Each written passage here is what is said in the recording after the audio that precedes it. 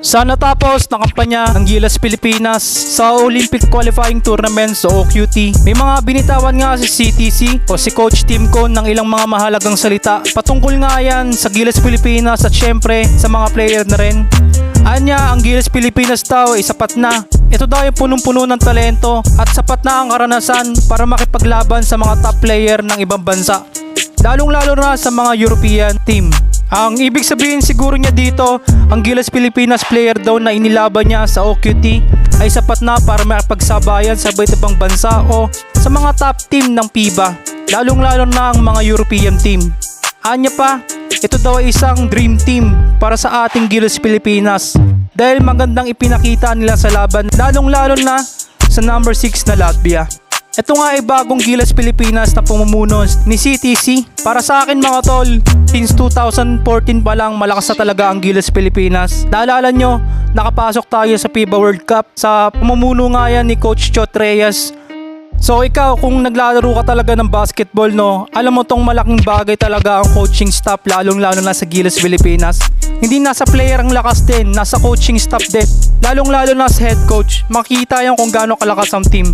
Magandang sistema, kumpiyansa sa bawat player, pinapakita ng gustong-gustong manalo, at syempre alam kung paano gamitin ang mga player na nasa paligid niya. Yun talaga yung pinaka-importante mga boss, no? Talagang dapat alam na alam mo kung paano mo gamitin yung isang player na kinuha mo. Ito nga si CTC mga tol, no? Yung kasi yung napaka-importante, alam mo dapat talaga yung mga player na pinagkukuha mo, hindi lang yung basta bahala ka na dyan, no? Ito yung si Coach Tim Cone, unlike nung dati.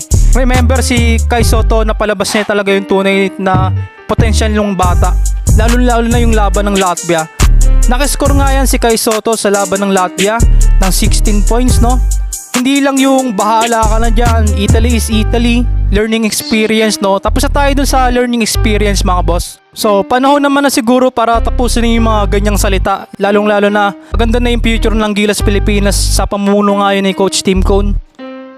Lagi na lang natin suportahan ng Gilas Pilipinas. This is the future ng Gilas Pilipinas and excited na ako sa mga laban na darating. Sa October nga yan. Sa October pa naman yung laban ng Gilas Pilipinas, no, makakalaban nila ang New Zealand.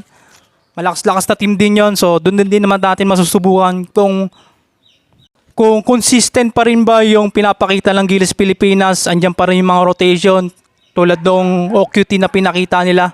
Doon natin makikita yan mga boss.